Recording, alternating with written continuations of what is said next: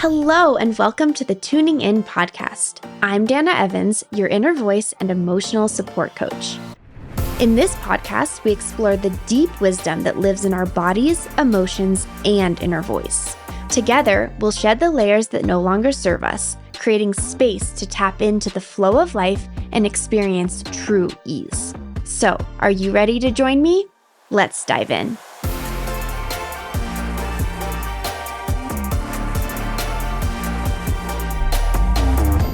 Hello, and welcome to another episode of the Tuning In podcast. This week, I want to bid adieu, say goodbye to my podcast editor. So, literally from day one of this podcast, PJ has been my editor. And I found him on Upwork years ago. I found him and I was deciding I wanted to start a podcast. And so I went on to Upwork. I'd never used Upwork before. I put in a little description of what I needed. He was the first person to respond. And we talked briefly. I don't even know if we even talked on the phone, but we talked briefly. And I hired him. I had like a gut intuitive knowing of like, I don't want to look at anyone else. I don't want to read any other applications. Like, I just want to work with PJ. And I just scrolled back. Our first episode was released on August 10th, 2019. Oh, that's a fun number, 09102019.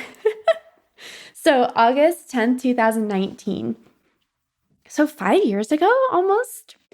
And since then, we have been doing podcasts together, and he told me that I was one of his first clients. So PJ, thank you so much. He is moving on in the podcast world, and I will be finding a new editor. But I just wanted to give a shout out because behind all of these episodes are me at the very last minute frantically sending an episode to PJ, trying to get the show notes together, and him really pulling things together because me being an emotional authority and not usually doing a lot of prep, I've just been so grateful for him because he really allows me to work the way that I want to work when it comes to recording podcasts, which is when I'm inspired, I have something to say, I sit down and I record it, and then I'm like, send it to him. I'm like, can we send this out tomorrow? Can we send this out in 2 days? So I just wanted to give a shout out. Thank you, PJ. With that, let's move on to the episode 147, I do believe. And y'all, how are you doing? Really, how are you doing?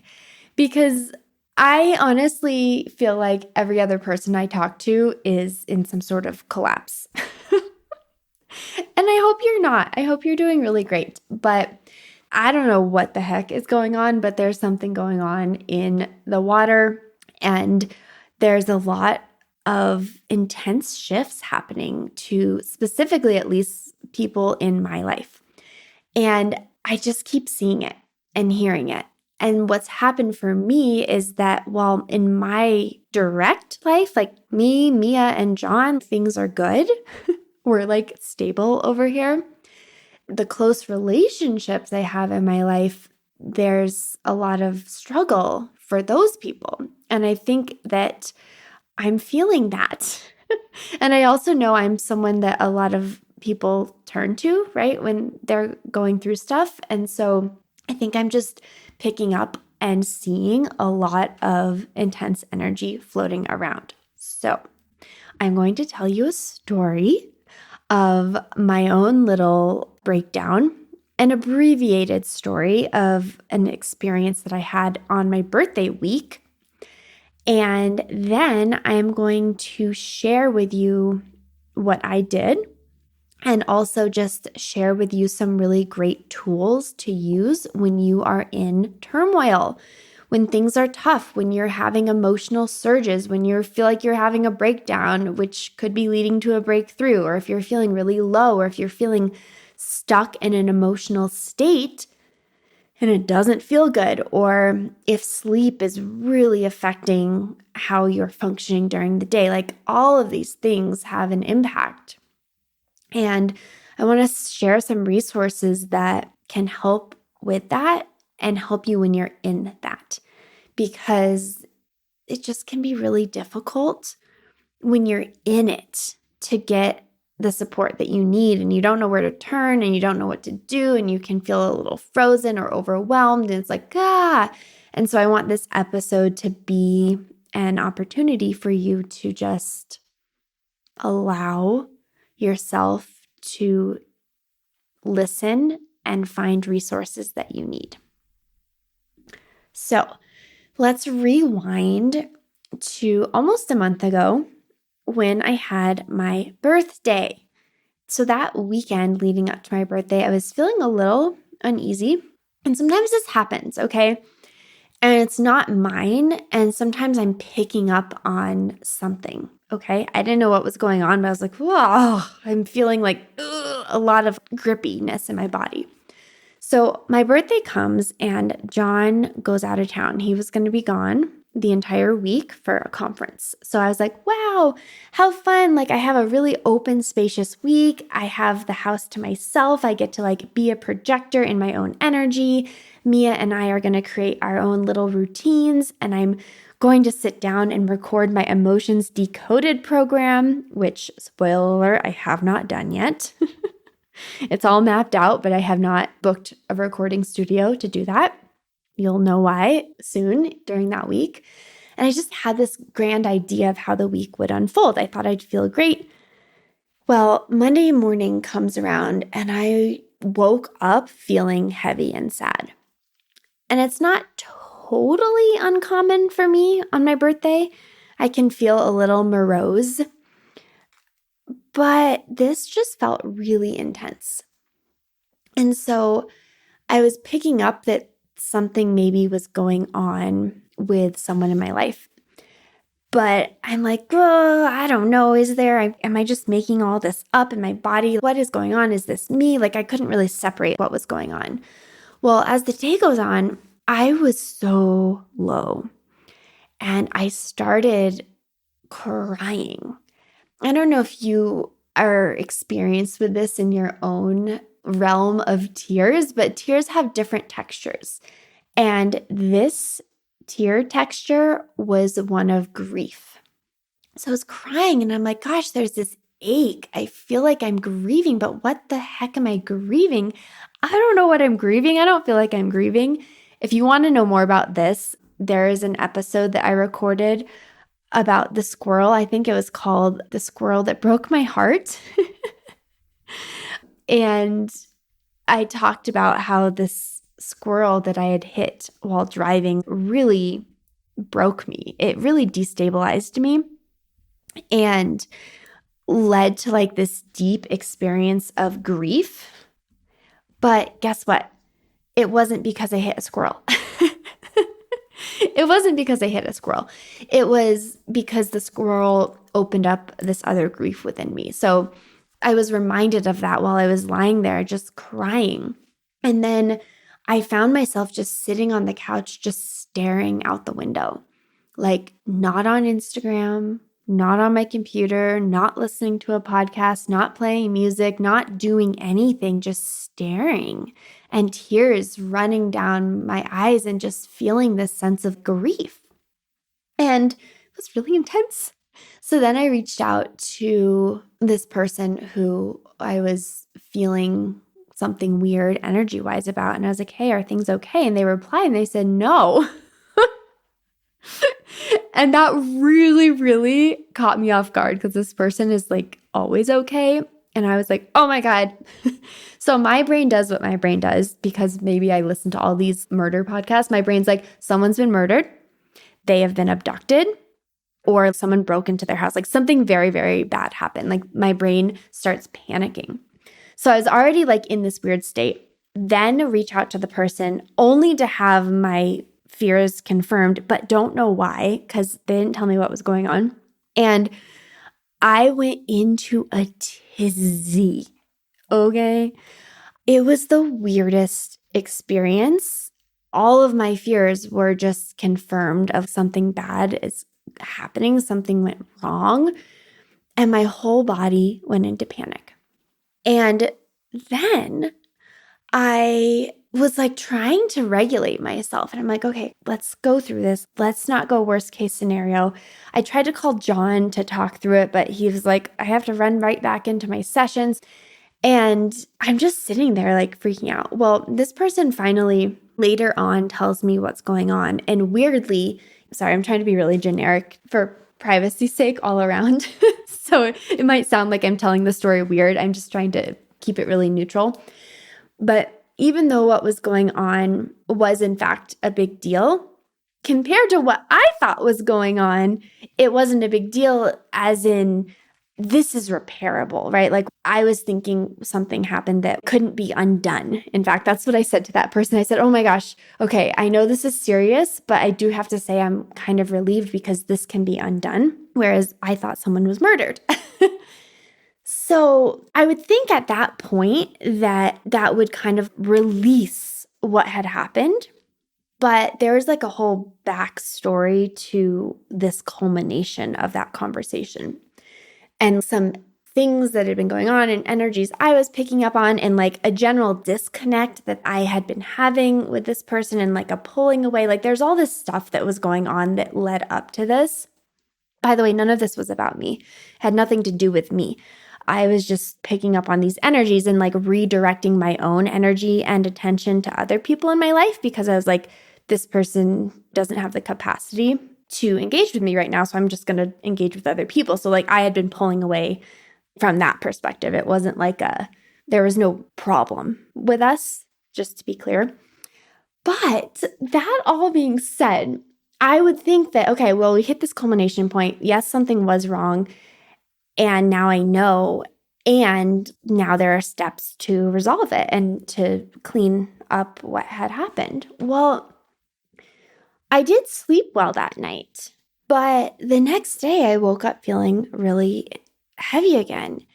And the other thing about what was going on is that I didn't have really anyone to talk to because what seemed to have happened this week, let me try to distill this down so I don't drag this story out forever. Like that was the pinnacle thing that seemed to set me off for the week. So I woke up feeling heavy, was having this weird grieving emotion, which as I spoke to this person, I now know that what I was feeling was like they were also having a really huge breakthrough in that same moment that I was having this crazy breakdown grieving experience. So I do believe that I was processing and picking up on what they were going through in that moment, which is wild, right? I had no idea what was going on. So wild how connected we can be. So that was really this like pinnacle experience. And then asking, is something wrong? And then saying, yes, something is very, very wrong. And then finding out what it was, like this whole thing, pinnacle experience. But that seemed to kind of break something within me. And this is where it went from, okay, that is like cleared up in some ways. I thought I would start feeling better the next day, but it actually got worse. So that next day I caught myself on Instagram, y'all. Okay. I got completely sucked into dog training videos on Instagram. What? I don't have a dog. So all of a sudden I am watching like these compassionate dog training videos and I can't stop. And I am in a total trance watching video. I'm so invested in seeing the progress of these dogs getting trained. And I finally caught myself. I was like, holy shit, Anna, like you have to stop this. So I pulled myself away from my phone, put my phone down, boom, started crying. Shows you how effective numbing can be, right? Like when we're buffering or numbing, it completely shuts us down. Put the phone down, start crying. Reach out to a friend, really the only person I was speaking to that week because other shit was going on. So this person in my life that I was used to relying on, they weren't available to me because they were resolving and dealing with their own shit. John was out of town. And then a couple other people who I like very much rely on were also unavailable to me because of their own stuff. So like all of a sudden, all this shit felt like it's falling apart. And like everyone in my life felt like they were struggling. And I don't know what is going on, but I was like, I'm feeling the effects of this. So I reached out to the one point of connection that I had that week, bless her. And I said, hey, this is so weird, but I think I got into freeze mode. Only by like day 3 was I really aware of this. I think I was frozen. I just caught myself stuck on dog training videos and I don't even know what's going on. And she said, well, think about the dog training videos. It's like the illusion of control. So if you're feeling like really out of control, like there's so much chaos with the people in your life right now that doesn't feel stable and that you're alone, that would make sense. I was like, oh God, you're right. It was like a weird click in. And at that moment, I told her, I said, okay, I'm going to get myself up and go on a walk. I stepped off of the couch and I was like, I am so thirsty. I was parched. So like these are signs that you're in a freeze response. You either don't know your needs. So at that point, like I had no idea that I was thirsty. I was so disconnected and shut down from my body. I didn't know I was thirsty. And that can happen with hunger. Or you can be in the place where you're like, I know I need water. I know I need to eat something, but I just can't. I can't move. I can't get up. There's a lot of signs, but those are 2 like big signs that you're in this freeze response.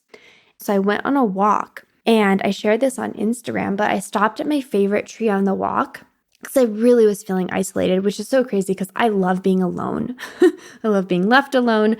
As much as I love connecting with people and like supporting people, then I have this extreme other side that's like I completely want to be left alone and I love being left alone, but then I want to be with people and I want to know what's going on and I want to help them and then I want to be alone, right? It's this pulsation that I have. So this point I'm feeling like isolated, okay? Not alone, isolated. No one to turn to, no one to talk to this about. The thing that was going on with this person in my life, I was like, this is a really sensitive topic. I don't feel like, or I know it's not mine to share, but like, how do I process something that so deeply has affected me, but it's not mine to share? And it's causing all this shit, I think, or it triggered this whole brigade of stuff in my life. And I'm like, what do I do? And I was like totally frozen and had no one to turn to or talk to process. And I'm such a verbal processor. Hello, podcast. My system just was flipped and it didn't know what to do. So I go on my walk and I stop at my favorite tree and I just sit down with him. It does make me emotional to think about it because it was really deeply cathartic. So it's like happy emotion. And I like put my hand on my tree and I was talking to him and his name is George. He's a pinyon pine tree. He's the one that I collect pine cones from that I simmer in our house. And I was like, George, I'm having a really hard week. And I just started crying. And I talked it out. Like I really talked through a lot of what was coming up. Oh, wow. That just caused big yawn. That's good processing. Thank you, buddy. But I talked through what was coming up and was like, dude, this is just a lot. I don't know what to do. And I don't know what's happening. And I don't know why this is affecting me so much. And it's making me feel selfish because obviously like all these people in my life are the ones who are struggling. And how come I'm the one who's in freeze mode? Meanwhile, mind you, these people in my life who are having their own breakdown to breakthroughs are like functioning better than I am at this point. There was this level of shame of like, I should be stronger and I shouldn't let this affect me and what's wrong with me. So like that was being layered on top of the freeze response that was on top of the rupture of that pinnacle day on my birthday where I felt alone, isolated, oddly, weirdly also on my birthday. Like a lot of people that I normally hear from my birthday just didn't reach out to me. Again, something I legit just don't usually think about. It's not like I'm like, ooh, who's wished me happy birthday? Like I legitimately don't think about that.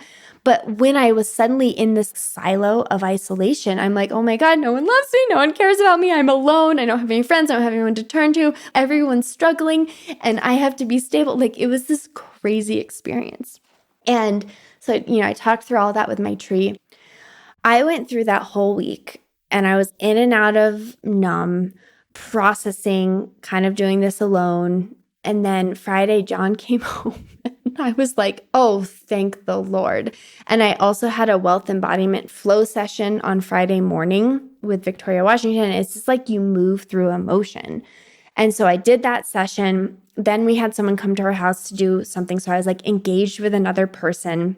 Then I actually texted my mom and I said, hey, do you have the capacity for me to process something right now? Because I needed to talk this through. So she's like, yeah. So I was like really clear about what I needed. So I called her, talked through these things, okay, a little bit. And then John came home and we went out to dinner and then I processed with him. And it was like things started to come back online. So the next week I had a session with my coach because I was still like up and fucking down for the next couple of days. But I was like, okay, kind of settling. That morning before her session, this person in my life who was the initial catalyst, it wasn't about them, but that engagement was the catalyst to all the stuff that happened for me. They messaged me and said, hey, I just want you to know that I'm doing okay, actually quite well now. I'm kind of on the other side of things. And I know I haven't been super available to support you, but I am available energetically now. And like, we can kind of start to shift that. And in that moment, I actually replied to this person and I did say, I just want you to know that I'm not over this. Not because of you, I said, but something happened in that week and my whole system flipped inside out and I'm still kind of coming down from that. And so I want you to know that I love you and I care about you. And all I wanted was for you to be okay. And I'm still processing. And that felt so cathartic. And that person was like, oh my gosh, I totally understand. Yes, this was a bomb I dropped. And then we're all recovering in our own way. So point being, that was a big relief to like speak the truth because I felt like I was kind of holding back and like, you can't say anything because they're struggling. And, we make all these stories up in our minds. So then I had a session with my coach and I was sharing some stuff with her and I was like, I don't know why this affected me so much. I don't know what the deal is. And here's what she said. And I think this is really valuable. And it's such a reminder that I was sitting there, I'm not kidding, like I was talking to her and I said, I just feel like I should have done better. I told her all the things, which we'll get to. I might break this into 2 episodes, guys. One that will be more specific of emotional toolbox. This one's just like a preamble story. So I told her all the things that I did, which I haven't shared with you yet, that I did to support myself during that week when I was in this kind of catatonic state. And I was reflecting to her. I said, I didn't even realize I wasn't drinking enough water. I was not eating. I made brothy beans that week and legit ate a bowl of beans and a piece of toast for lunch and dinner. And that's like all I ate every day until John came home and we went out to dinner and I ate a burger because I realized how hungry I was. So it's like my system was so shut down and numb. But I was like, here's what I did and this didn't work. And I said, and I tried to do this, but it wasn't good enough. And I was really blaming myself. And she invited me. One, she really reflected back that I had kind of been in what is called a functional freeze. And I'm going to read to you about that because I think it's really valuable for us to be able to recognize when we might be in that state because it can be really hard to pull yourself out of it. And, people live in a functional freeze. It's called a functional freeze for a reason because we can get stuck living in this zone. So she reflected back to me that, yes, that's likely what had been happening. I had caught myself moments like, oh, I'm in a freeze response right now, like I'm stuck. But she's like, no, the whole week sounds like you were in that. And so I'm reading from the Workout Witch, and this is the somatic practice program that I've told you about over and over that helps restore your nervous system if you've been living in a state of high stress or chronic traumatic response in your body. And for me, like, this is the thing. I don't have a lot of acute trauma or any really in my life from my past. And here I was still ended up in that state. So just know that you don't have to have had like a traumatic childhood in order to end up in functional freeze. Life can be stressful in its own right. When people in your life are struggling, your body can shut down. Like it's a protection mechanism, right? And it's something that we want to be aware of so that we can identify that within ourselves. So the Workout Witch, she has a blog post on this that I can link, but some signs and freedoms that you're stuck in functional freeze, self-isolation. Well, I was isolated. Disassociation, yes. Social withdrawal, yes. Constant overwhelm. Guys, I cannot even tell you that week. Like I had such a good plan. And then every day I'd get up. I did do basic things like I would clean the kitchen every night. I would play with Mia every night. I would have my tea and read every night. So like my function in terms of life was okay, but I couldn't handle business. Like I was making my bed in the morning, I was brushing my teeth, but like I would look at my list and I would look at the piles of paper on my desk and I'd be like, I don't know where to start. And I would just aimlessly wander. It was like there was no like gusto to do anything and also no clarity. Other things can be frequent stomach aches, canceling plans regularly, not texting people back, feeling immobile or stuck, sensory sensitivity. So if bright lights, sounds, if those are causing like super reactivity in your body, guess what? That could be a sign of that. Slumped posture. Oh my God, my posture was so terrible last week and I'm recovering from it this week. It was just like this, like, I was like this lump. Feeling emotionally numb. Yes. Feeling hopeless. Feeling like you're just existing. Loss of your sense of time. I definitely had that week. Sitting in your car for 10 plus minutes after parking. Sitting in a towel and you can't get dressed after a shower. Bed rotting. So you're just like completely stuck in bed and you can't do anything. Autopilot, spacing out, brain fog, right? So those are all some symptoms. And some triggers, right, that can cause it are like traumatic incidents. And as my coach pointed out to me, she said, what actually probably happened to you was an attachment rupture. So I was feeling that there was something wrong with this relationship or with another person in this close relationship. And then temporarily, it like completely twisted and confused. My whole system was like, what the fuck? What? I remember I just kept saying, huh? No, what? It was like I couldn't process it. And it has you have that, like, you look back and you're like trying to connect dots of like how, when, where did I miss that? Like, what the fuck? And then all of a sudden, it really did feel like in that moment on my birthday, when I, in theory, would want to be like feeling loved and surrounded by people I care about, I felt completely abandoned. And this isn't conscious. My mind wasn't like, no one loves me. But it was like, all of a sudden, no one was available to me. And even to the point, I'm not kidding, that same week, my brother was super sick. He had like a super high fever. And then my sister-in-law, so both of them, they were struggling. She sprained her ankle. And then they were like snowed in a blizzard, like stuck, trapped in their house. They were going through their shit. Like some other family members were going through their shit. And then this other person in my life was going through their shit. And then John was out of town. And then people weren't reaching out to me on my birthday. It was like this crazy like rupture. And the thing with attachment and relationships like this is they can trigger these fight, flight, freeze, and fawn responses in our bodies, right? These are nervous system responses that are designed to keep us safe. And then if you think about attachment styles like anxious attachment and avoidant attachment, all of these things, they're all related to the nervous system. And a lot of it is developed in childhood when a child literally has to survive, right? They rely on a parent, a baby and a young child relies on the parent to get its needs met or it will die, right? And so it learns because, we're so wise, the child learns what to do to make sure it is loved. But then a lot of times we come into adulthood where if we don't have these attachments, we won't literally die, but our systems respond in the same way. And so the thing that is always useful to know about if you end up having some sort of attachment rupture is we usually rupture in isolation and we need to repair in community.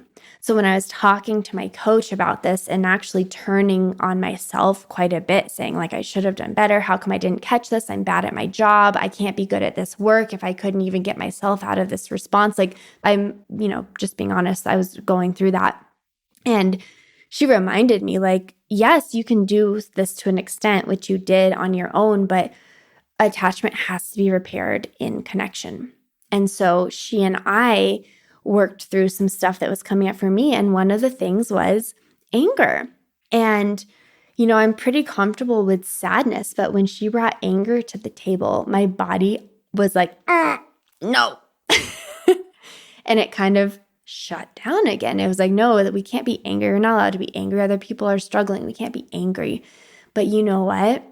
She had me move the anger physically, like pushing against the wall. I was stomping and punching my bed and crying. And I was like, oh my gosh, I had anger. I had no idea I had anger. And so that's the other thing that can happen when we go into a functional freeze is the body can also shut down because it doesn't want to deal with the emotion that is surging.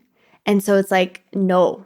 And so it shuts down and numbs, which is, surprisingly effective at numbing, but then it numbs the emotion, but then it also, of course, numbs other things. And it numbs my connection to my body, and it numbs my ability to reach out to people, right? I wasn't really reaching out. It numbs my ability to ask for what I need, right? So it numbs everything. It's like taking an antibiotic, right? The antibiotic might kill the bacteria that is causing you to feel sick, but it's also killing all the other bacteria in your body. So if you take an antibiotic, you're wiping out all the bacteria in your body, including the beneficial bacteria. And then you have to do this whole protocol to rebuild the gut microbiome with healthy bacteria. So it's like, yes, the antibiotic works and there's side effects, just like with this freezing, numbing behavior. So I guess I wanted to tell this story so that you can kind of identify if this happens to you. So if you're feeling really overwhelmed, if you're waking up often at 3 a.m., or if you're waking up in night sweats, if your sleep is really disrupted, if you feel like you have no ability to focus and prioritize and there's no spark to get anything done and you're having to drag yourself through the day and you're exhausted, you could be in this functional freeze. Also, not doctor's advice. I'm just sharing my own story, but you could also be struggling with high cortisol. You're likely struggling from high cortisol if you're in a functional freeze or any of these other nervous system responses because it's a sign of a dysregulated nervous system. And cortisol is one of the first spiking hormones that happens that causes dysregulation. And that was the other thing that I talked about with my coach. I was like, after I went through the anger and shared with her and kind of was back to a steady place, I said, I think I've been really stressed and just didn't realize it because my association with stress mentally, I'm like, well, stress means that I'm too busy. I have too many things going on. I can't keep up. Stress is a very physical thing for me and space related. I don't have enough space to do the things I want and need to do. But for me, this was a lot of people in my life are struggling. And I do have space, but I'm so plugged in to everyone and they're pouring into me. I'm taking on in a way and receiving and holding so much of what other people were going through that I had no space within my body to decompress. And that's a really big thing, especially if you're a caretaker and you're supporting others that are struggling. And these were all very personal relationships, right? This wasn't just clients. I'm much better at this with clients where I'm not really taking their stuff on. But these are people really close to me in my life. And I'm like, oh my God, what is happening? So just recognizing oh, and so I was able to see that and I was able to recognize, well, I'm really stressed, didn't realize it. That's probably why the coffee wasn't supporting me. That's probably why my sleep was messed up and I was waking up at 3 a.m. That's probably why I was waking up with the sweats. Oh, okay, cortisol. I know how to support cortisol. If cortisol is creating all this stress in my body, I actually know how to support my cortisol levels. I'm going to switch up the beverages that I'm drinking. I'm going to get morning sun in my eyes. I'm going to do these somatic practices. I'm going to breathe.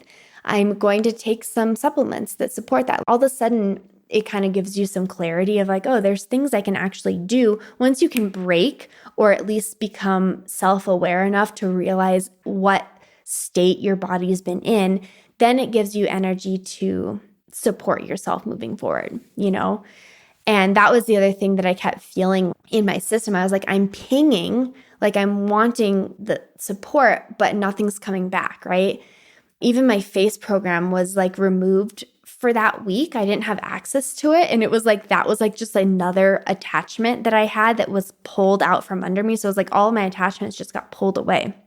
And I think my cortisol was, and my stress was high before that. But I think, again, there was that inciting incident, right? There was that pinnacle thing that happened that day of my birthday that really broke everything open and showed me what was really going on. And I'll tell you what, I had this beautiful session with my coach, Lauren, and I slept that night. And those next 2 days, Thursday and Friday, I felt like a new freaking person. And it's just such a testament. She does a lot of work with me that I end up doing with clients. And it is such a testament to how valuable this work is. So if you're feeling stuck, if you're thinking, oh my God, am I in a freeze response? Like, this is something that, yes, there's a lot you can do for yourself. And I'm going to do an episode about this. It's not this episode, sorry.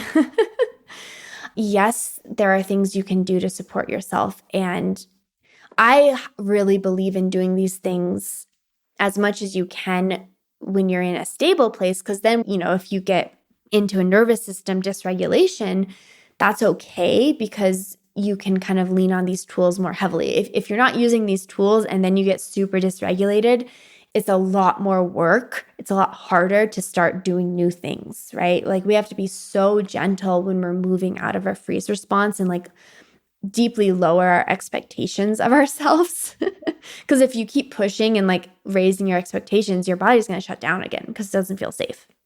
So just recognizing that within yourself and having those tools, and then having people to reach out to. So I got to have this session and it completed the emotional arc, right? I talk about this emotional arc where you go from this like numb state, and then it's like you have to go through the wave of the emotion to get to that other side of the peace.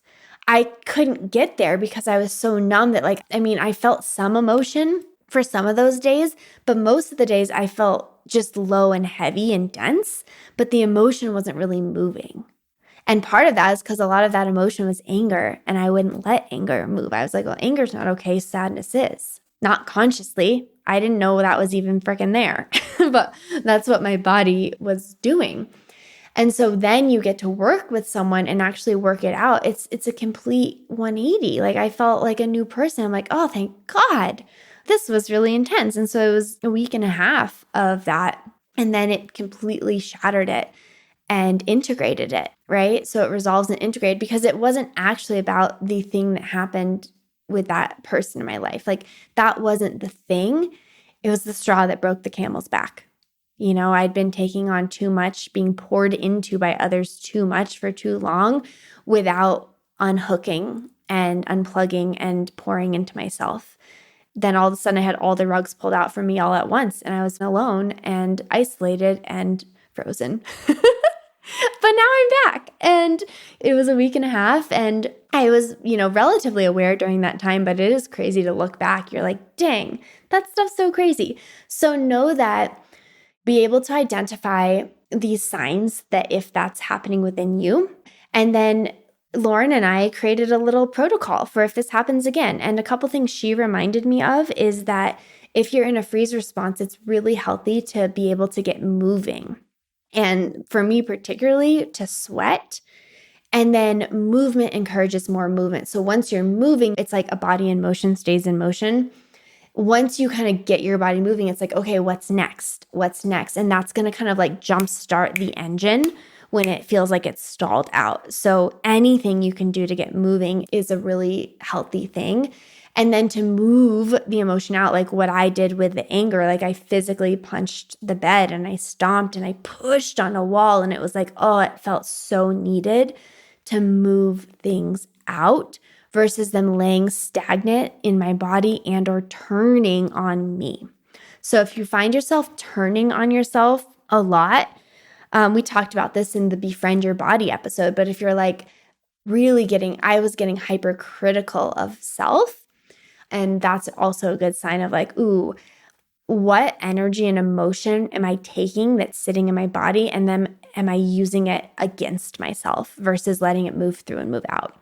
And it's just, I want to play this whole story out for you all because I do this work. I'm really deeply immersed in this work. I like to think of myself as pretty self-aware. Like I'm self-conscious, like I am conscious of self. I am pretty good at noticing what's going on. I do so many consistent practices to support my body and my nervous system and, to process emotion and to move things through and to be gentle with myself and this can still happen, And so I think it's less about whether or not this is going to happen and more about how you can move through it. And I tend to see that with things like this, I'm able to move through, like complete the cycle a lot quicker than I used to be able to. And that's the value of the work. And that's the value of having an emotional capacity and having an agreement and understanding with your body that it can move things out and getting to recognize, wow, I feel nothing right now. That if you feel nothing and it's numb and flatlined, then there's something there. Like that's the craziest. The bigger the nothing, the probably bigger the something that is inside. And it takes someone who you feel safe with, who you trust, and who can really see you and hold you so that you can move through that entire wave so it doesn't stay stuck. Because the last thing you want is to be in this state for an extended period of time. And I believe you don't need to. I don't believe we need to stay stuck in this state. And if we are in it, it's just a sign that your body deeply, deeply, deeply needs gentleness. And it deeply needs to be held and supported so it can move out whatever it is blocking and protecting itself from. So, okay. That is a long story. I haven't done a long story like that in a while. I actually hope that this is supportive. I know the story was a little difficult to tell because I was trying to keep people anonymous and keep situations anonymous because it's not really mine to tell. But I wanted you to be able to see how this can happen to all of us. And it's okay. And maybe you can learn from some of the things that I experienced and be able to catch yourself in it and then get the support you need to pull yourself out of it before you really get stuck. So that is my hope in telling this story. And also just wanting you to know that I'm human. I go through it too, even though this is the body of work that I'm immersed in. So thank you so much, as always, for listening. I will get working on the next episode of your actual emotional support toolbox. And I'll just put together some practices and resources that I turn to when I need support. And I'll also put in a link in that episode if you're interested in having a single session with me. I'm going to open those up so that I can support you just to break you out of the fight, flight, or freeze response that you're in and actually get you back into feeling and back into your body, right? So you're not disassociated anymore. Because once you're connected, once you're anchored back in, then it's a lot easier to move forward and to make the shifts needed to support yourself. So with that, I will see you next time on the Tuning In podcast.